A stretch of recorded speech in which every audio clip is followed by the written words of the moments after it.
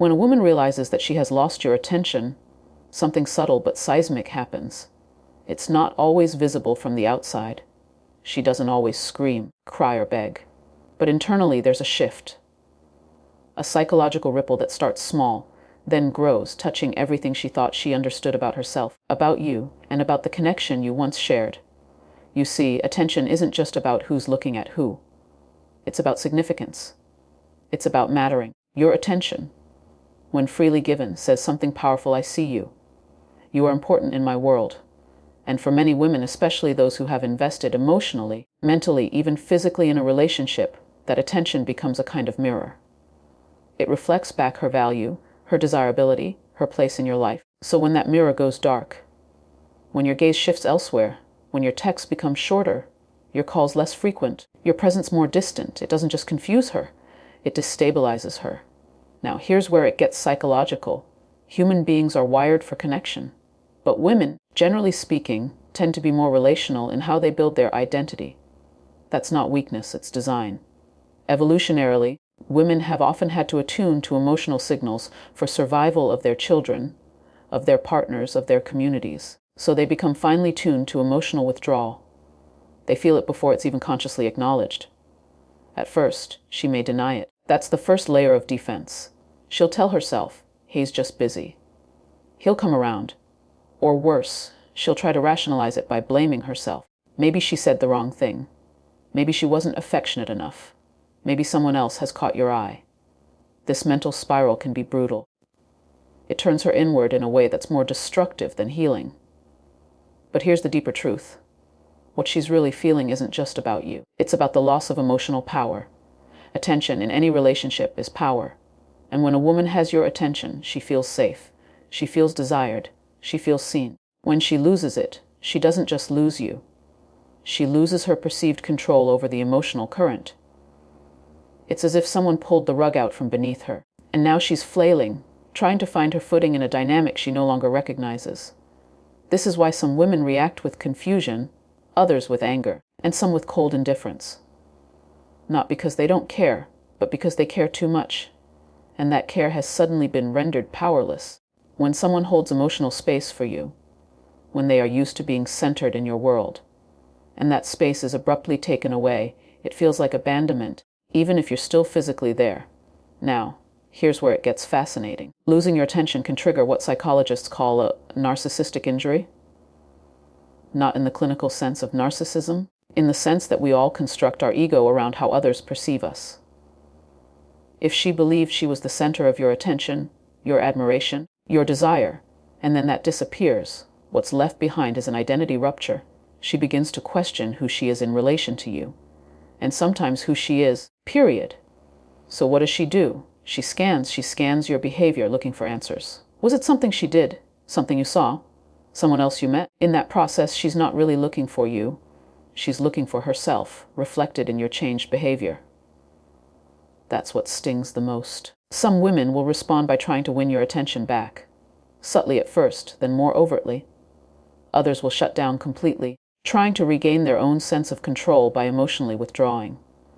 But the root reaction is the same, the realization that your attention was never just about affection. It was about identity reinforcement. Here's something most men overlook. Your silence speaks just as loudly as your affection once did. And for a woman who built emotional currency around your gaze, that silence becomes unbearable, creates a void. And nature abhors a vacuum. She will try to fill that void, sometimes with performance, sometimes with provocation, sometimes with projection. And yet, even the chaos of that emotional disruption, there is potential for growth. Not every woman collapses under the weight of lost attention. Some use it as a wake-up call, a moment to ask, why did I need his attention to feel valuable? But most won't reach that stage right away. First comes the unraveling, the internal collapse, the scramble to understand what just changed and why. So if you ever wonder how a woman reacts when she realizes she lost your attention, it's not always something you'll see, but it's always something she feels, internally, and that feeling may haunt her far longer than you ever intended. Because for her, your attention wasn't just a gift, it was an anchor. When your gaze shifts away, it doesn't just reflect distance.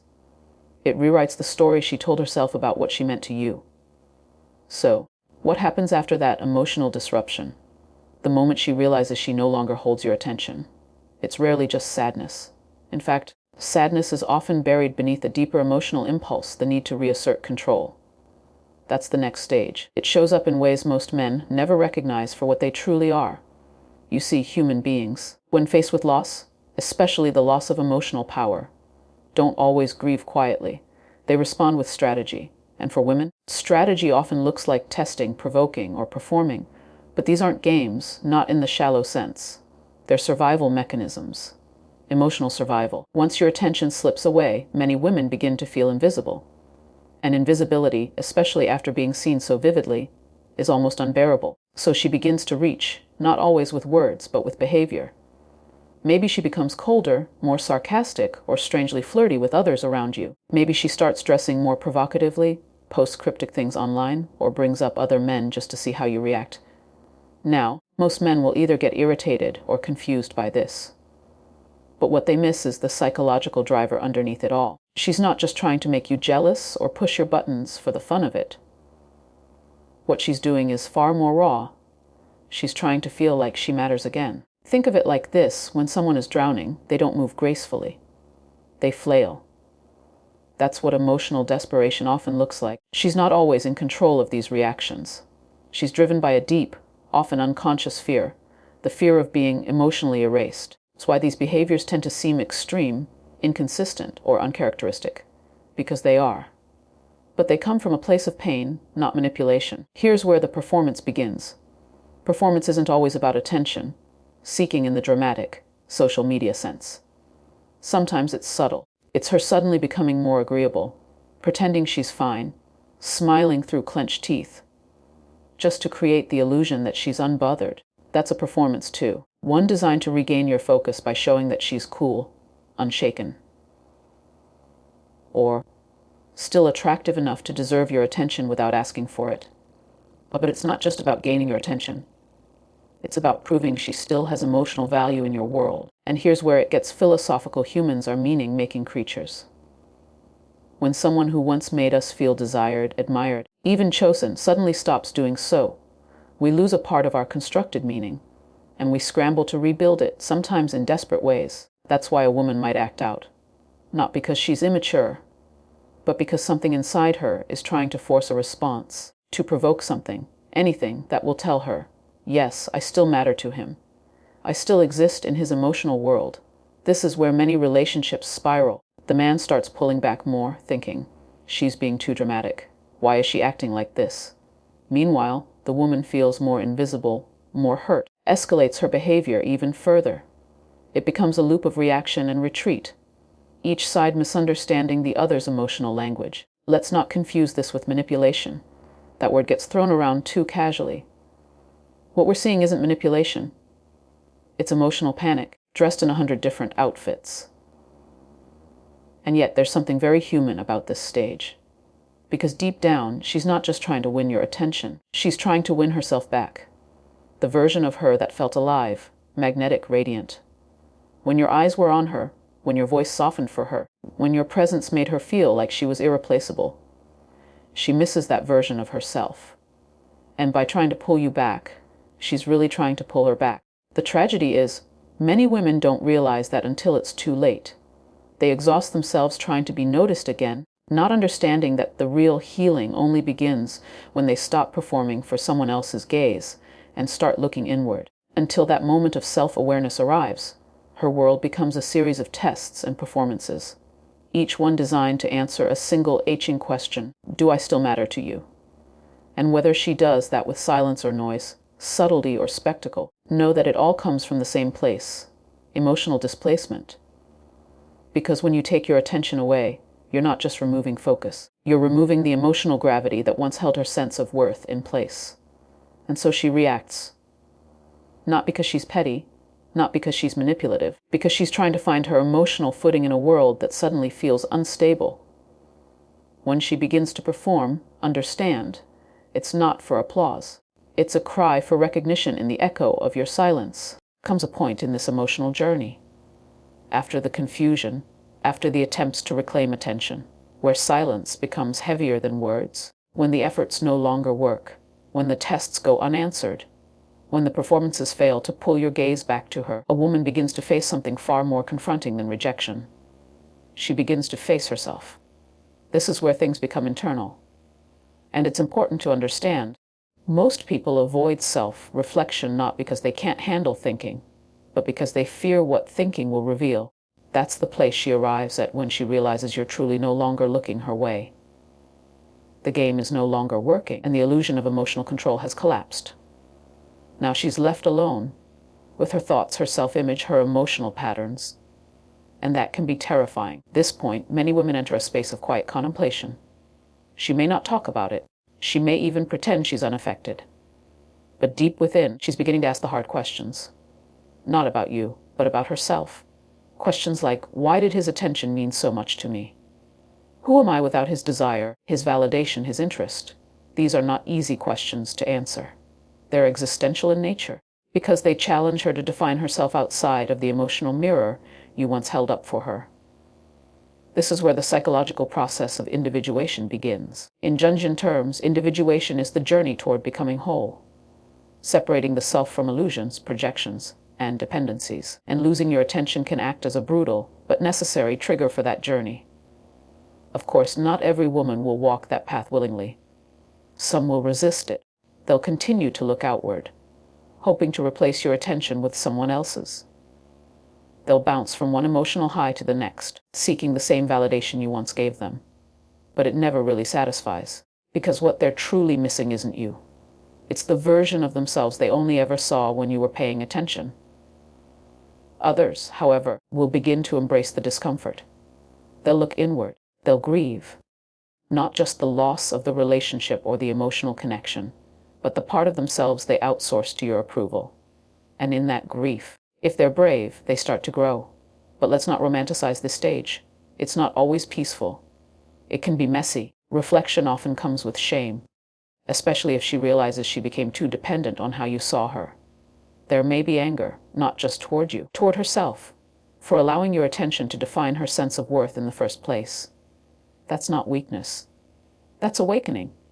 And it's painful, because waking up always involves the death of some illusion. And this is where a deeper philosophical truth surfaces, when you lose something that once defined you, forced to define yourself. That is the quiet gift buried within the loss of attention. It strips away the noise. It forces clarity. She starts to notice things she previously ignored.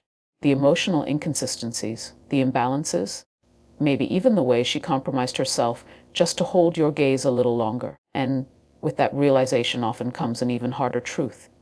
She may not have truly loved you. She may have loved how being seen by you made her feel about herself. And yet that realization doesn't always come with peace. Sometimes it comes with regret. Sometimes it comes with resentment. And sometimes it pushes her toward growth. Whatever path she takes, the process is irreversible. Once she starts seeing herself through her own eyes, instead of yours, something changes. She becomes more self-aware. And here's what's so important: reflection doesn't always make her come back. It doesn't always lead her to reclaim the relationship. In fact, in many cases, it pushes her further away, not out of spite, but out of clarity. Because once a woman reclaims her identity, once she sees that she survived without your attention, she may no longer need it at all. That's the paradox. The very attention she once begged for becomes irrelevant. Not because it lost its value, but because she rediscovered her own. She stops scanning, stops performing, stops waiting for signs, because she no longer needs a spotlight to prove that she exists. And that's where the power dynamic completely transforms. Not through games, through seduction, not through self-ownership. So, if you've ever wondered what a woman truly does when she loses your attention, it's not just about the noise you see on the surface. The deeper reaction is silent, introspective, and transformational. She doesn't just miss you. She confronts the parts of herself she projected onto you. And the outcome of that confrontation either breaks her or it frees her. In losing your attention, she may have lost a mirror, but in that emptiness, she found the strength to see herself clearly. At this final stage, something pivotal happens. After the emotional disruption, the reactive performances, the silent period of reflection, a woman stands at a crossroads, internally, emotionally, even spiritually. One road leads to acceptance. the other to desperation, and the direction she chooses reveals everything about how deeply she's evolved or how tightly she still clings to the past. This is the reckoning point, and it's not about you anymore. Not really. It's about how she processes the emotional fallout of no longer being the center of your attention. Situation no longer defines her experience. Her response does. Let's talk about desperation first, because it's the most misunderstood. Desperation is not just crying, begging, or chasing. It's also subtle. It can look like obsession, like fixating on your last message, analyzing your social media activity, trying to reconnect through shared friends, or manufacturing situations just to be near you again. Desperation wears many masks, always loud. Sometimes it's quiet and calculated, masked as closure or coincidence.